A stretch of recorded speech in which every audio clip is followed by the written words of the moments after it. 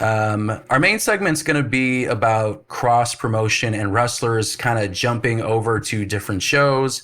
And it could be a reason for different partnerships like WWE and TNA and AAA, or AEW and CMLL and New Japan. That's been happening quite a lot in the past couple of years. Kind of ramped up because WWE felt like it jumped on the ship too after AEW was doing their own Forbidden Door stuff. WWE made a bigger point of doing crossover events with the recent purchase, or 50% stake in AAA. And I don't know what their exact deal is with TNA, but they definitely have some leverage there because I feel like WWE wrestlers get a lot of benefits on both shows. I'll say that. But the next segment, speaking of crossovers, recently we had both Nick Nemeth, who came back as Dolph Ziggler on Raw TV, even though he's Nick Nemeth on TNA, and he's still actively a wrestler on TNA. For whatever reason, he showed up as Dolph Ziggler, and then Matt Cardona, same thing, showed up in Albany on SmackDown, I think, as Zack Ryder. Whoa. So interesting, right? Interesting. Whoa. And they both debuted, and then immediately after their matches and the show, they both had T-shirt lines, which was interesting. But according to the news, it made it seem like it was just a temporary thing. I feel like both guys are probably secretly hoping that that it'll be more of a full-time thing. We'll see. But Mark Henry recently spoke to TMZ, and he believes that WWE would be making a mistake if they didn't bring back Matt Cardona and Nick Nemeth full time. Both of them formerly recently appeared for WWE. Cardona also appeared on NXT too. And then Nemeth, of course, returned to Raw for the Last Time Is Now tournament. Didn't win, unfortunately. And Mark Henry argued that the crowd reactions for both of them kind of proved their value. He said that the reaction Cardona got in Madison Square Garden, which he got wrong, it was Albany, impossible not to use him again. You are basically looking at a pile of money and going, nah, I don't want that money. That money is too crisp, he says. No, they saw dollars with them, and the whole internet blew up. You blow up the internet and you're not going to work? Get out of here. They're going to give him some money, man. He's coming back. And then when it comes to Nemeth, Henry feels it's inevitable that WWE would want him back permanently. He said that Nemeth's time away from the company has only increased his worth and demonstrated his ability to succeed independently. For Dolph Ziggler, he said, basically he's already back because being at TNA and having a working relationship, he gave life to Joe Hendry. He's had matches against WWE talent. It's just a matter of time before they realize that they made a mistake not keeping Nick Nemeth and paying him, and then they bring him back. But they're trying to build for the future. The guys that go back are the guys that are not worried about themselves right now. They're worried about making the business better. So, I mean, Mark Henry said that WWE is staring at a pile of money if they don't sign Matt Cardona. David, do you feel like he's right? Do you feel like Matt Cardona brings something to the table financially that the current main roster is missing? Or do you feel like it was just a nice nostalgia pop that would fade in 3 weeks? Broski's money. Even like outside the ring, like merch. Like if he could find a way to collab with WWE for his toys, things like that. Yeah, I mean, like even I remember, I mean, Zack Ryder, like, I mean, that was like the era that me and Chris were like really in watching. Like Zack Ryder was a decent. He was a big part. Okay, so big part is I'm going to explain what I mean by big part, because on actual TV he wasn't used as much as he should have been, and that's where he had like his Broski YouTube channel. He had his own championship that he came up with because they weren't really giving him opportunities. It felt like when he had pushes, he was being, fed to John Cena for a little bit, and that was the whole, Cena wins LOL type thing. Look at you guys now. Yeah, how times have changed. But yeah, I mean, like a lot of people then felt like Zack Ryder deserved a better push. I mean, he won the Intercontinental Championship. I'm trying to think, did he win? He was a tag champ too. Um, I'm trying to think, but like he was never like a WWE champion before. I think they always saw him as like a mid card, upper mid card guy. He should have been Um, RK Bro. RK Bro. I mean, From yeah, ski. yeah, Broski, RK Broski. They have something right there. Well, Chris, what do you think? Same question that I asked David. What was the question? Is broski So, money? is he money, or do you feel like he's a nice nostalgia pop that would fade in 3 weeks? Uh, I'm a little cynical, thinking that like he would get that initial like push. I'd give him like 3 months, and I think then he would like cool down in WWE because there's just so much talent on all those rosters. I mean, they would have to have something really concrete for him. Mm-hmm. Maybe just stick him in NXT and see what that does. But I don't know. I just can't see what they would do with him is my issue. Like if they had a good thing set up, I mean, if you do it right, it could be good because he is awesome. He's great. But I don't know. I just feel like the landscape. Where do you put someone like that? Did you see the picture of him in his hotel with his tanner Yeah, on the bed sheets? always ready. That's crazy. Yeah, always ready to give Always 10. the Always maids ready. work. Yeah, that's wild. I mean, I guess to get a tan like that, I mean, I guess you would need a spray tan. Yeah, I was like, my man, dark as hell. But yeah, I mean, like, I think to your point, I think it would depend on what they do with them because, and I would agree with you in terms of cynicism because I feel like you could apply the same level of analysis to like a carrying cross, for example. Like I feel like people's focus is way too short, and there was a push for carrying cross, but then when he left, I feel like it wasn't sustained. Like you don't really hear it in like crowds be like, "We want cross." Like you heard a little bit at the beginning, and basically it feels like people moved on. At least when it came to WWE television. TikTok And brain. TikTok brain? Yeah. I mean, yes. I think like the social media and stuff, everything is just like, instant results, move on to the next thing. And you could apply that to also news stories, things that are crazy that happen in the news that we used to like Bill Clinton and Monica Lewinsky, since we're on topic here. Like something like that would be in the news for like 6 months to a year. And it's like a pop cultural moment, but you have like Bill Clinton, Monica Lewinsky type moments almost every other day. And then you just forget about it and then move on to the next thing. Right. And I feel like you could say the same thing for just how people react to wrestlers and that kind of stuff. Sustaining popularity is difficult. And like, it's rare, but it like some people can pull it off, like Roman Reigns and even Cody Rhodes. I mean, like, and some people again, like you see for both of them too, like people turn on them because they're bored of him being champ. So I think if we applied it to Zack Ryder or Matt Cardona, I could see that. I could see that as a possibility that people would just uh, forget. But I mean, what do you think, Andres? Do you feel like the internet champion buzz? Do you feel like he can sustain some TV ratings in 2025, or do you feel like Cardona is better suited as like a special attraction, like how they just brought him out for, the tournament? Yeah, due to like the the landscape of what it is now, I don't think after a while it just kind of like fade a little bit. I think the character he built as Matt Cardona is too good to be like I think that's more of an important thing he should be focused on than try to. Because I mean I don't know why even WWE wouldn't allow him to use Matt Cardona, which kind of I was like, damn, he came back. Because I remember I even sent you guys like how he's like, oh, Zack Ryder is dead, Yeah.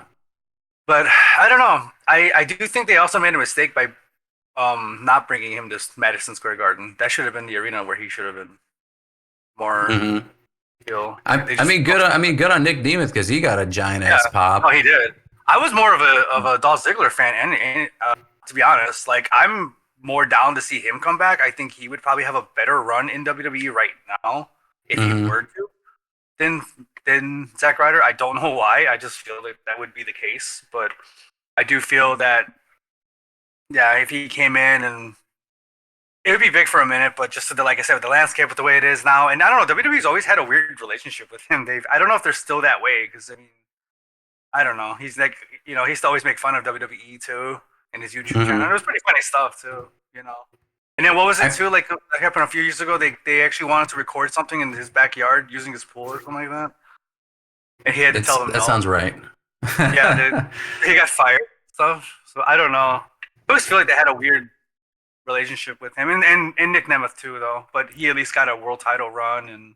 Yeah, I was gonna say at least Nick Nemeth had he won Money in the Bank, and then he also had the World Heavyweight Championship. So at least he has that under his belt, and Matt Cardona can't say the same. I mean, at least like Chelsea Green, his wife, I mean, that could be a already established like relationship because people, I think a good amount of people know that they're together. She's, of course, currently in a program with Ethan Page. And I don't know. I didn't catch the AAA show, but did she lose the tag titles? Anyone know? I'm watching it after this. Okay, well let me know. So, but she was recently in a mixed tag team title championship run if she didn't retain it already, and she's also currently the United States champion. So, I mean, they're very high on Chelsea Green, and I think Chelsea Green, I mean, as a person, and I saw this like before they did the United States Championship, she's just a really good character. She works really well in WWE, I'll say that, because she has a personality that's just. I mean, just likable. Like, obviously, she's like a mean girl, but like she's funny. She's just got a certain energy to it that's very unique, and not everyone has that, and she has it. Bringing Matt Cardona in with her in a program could be interesting. I think that'd be kind of cool. They're good in the indies together. Yeah, I mean, there's stuff people can look up with like Chelsea Green and Matt Cardona in the indies. I mean, I think that'd be cool. Like he has. I feel like he's got a better reason or position to be back in WWE than maybe a Nick Nemeth. I mean, Nick Nemeth also, like, he was TNA world champion too, and I mean, he doesn't have a bad career. I don't know if he necessarily needs to come back to WWE, and like you said, Chris, the roster is so big, all elite, that I feel like he's happy in TNA, and then because of the partnership, if he can still pop into WWE now and then, I feel like that's a pretty good deal, So there's one thing that can carry both of them, and it's their theme songs. That's for sure. Yeah. If that shit turns on every time they come out, most people will be like, at least I want to hear that damn theme song because it's so catchy. Mm-hmm. Well, let me ask you, Chris, for a follow-up question. Do you feel like for guys like Cardona and Nemeth, do you feel like the independent freedom is more valuable than a WWE contract? Do you feel like if they came back full-time, would they lose that cool factor that made them like interesting to see on WWE TV? I mean, they make their own rules, and I feel like they're able to just control a lot of their character and things of that nature, so they could kind of choose where the money flows. But if you're under contract under WWE, I mean, don't get me wrong, I'm sure the contract's probably pretty elaborate and good money, but the WWE has control of those specific things, like creative and all that kind of stuff. So unless they change that, unless Triple H is like, yeah, I want to hear what you want to do versus what I have planned for you. Yeah.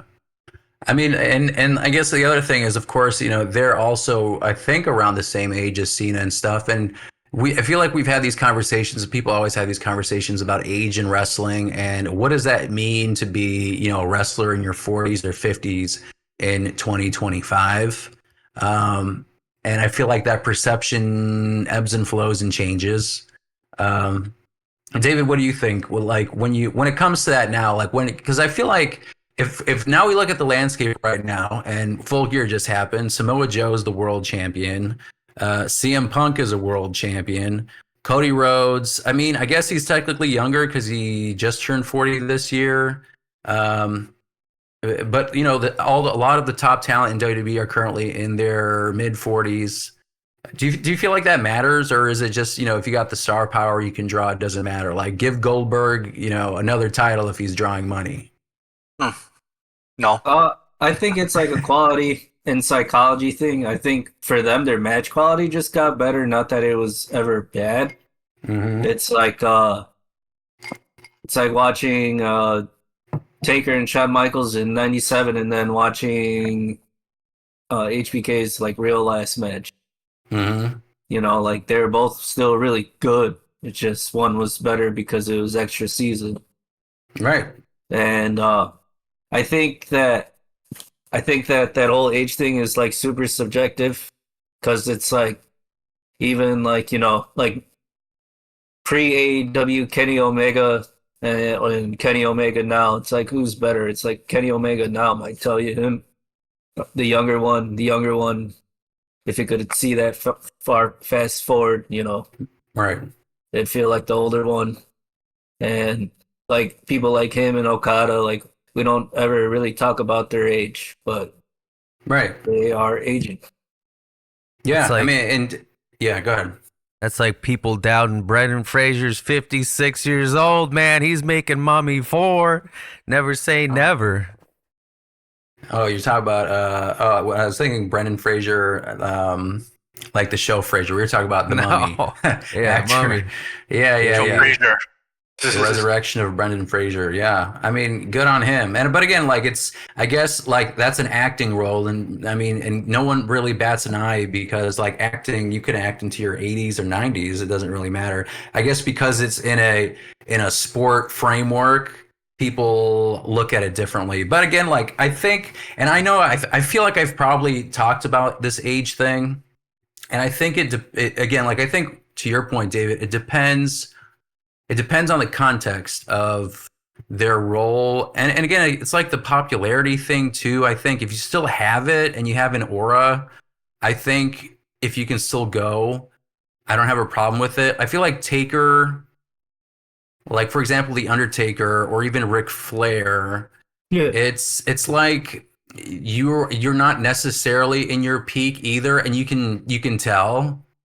And they would still put them in like matches, and for those kinds of like specific instances, I would say you probably should hang up the boots. For like Chris Jericho is interesting because I feel like people were thinking that he was taking up creative power in AEW, and maybe he was overstaying his welcome or whatever. If he's in WWE, if he's in WWE, I don't know how I would feel about it, and it's a different beast. So I think it would be interesting for like a nostalgia run, and then we'd revisit that concept again. But I guess for like Nick Nemeth and a Matt Cardona, let's say that they are part of the roster. Andres, would you want them to be in like a veteran mentor role to help build the future? Do you feel like that's what we would want to see, or would you want to see him put over NXT talent, or do you want to actually see him like win a title? Nick Nemeth, I would definitely like to see him get another title run for sure. But for both of them, I would probably be okay with them going through kind of like going through NXT and then coming through the like pretty quick, I guess, but then coming to the main roster just to see how that would fare. Because NXT's got some great talent too, and I don't know, Nick. I don't know. I've always been very like Dolph Ziggler, like Team DZ. Like I always want him to have another title run and stuff. So I've always been curious to see it. I mean, he obviously may have more of a closer opportunity, I think, than at Cardona because he's kind of like in with obviously the TNA obviously. So, but Yeah. I'd like to see like the mentor, but eventually get a title run kind of storyline. Yeah, I mean, I think for me, for both, I think I would probably want them to just be in a veteran role. Like you said, Chris, there's so many people on the roster right now that I think It just needs a shakeup. I think it does need some more fresh faces. John Cena's retiring. And I feel like, the past 5 months, you just see like the same cast of characters at the top in similar feuds, just kind of like switching in and out. And that's fine when you're doing some long-term storytelling and stuff, but sometimes you just need a new face in there. And I guess you try it. They're doing it with the Vision to a certain extent because you have Braun Breaker and Bronson Reed in there and Logan Paul. So I guess that kind of... The notes on his hand?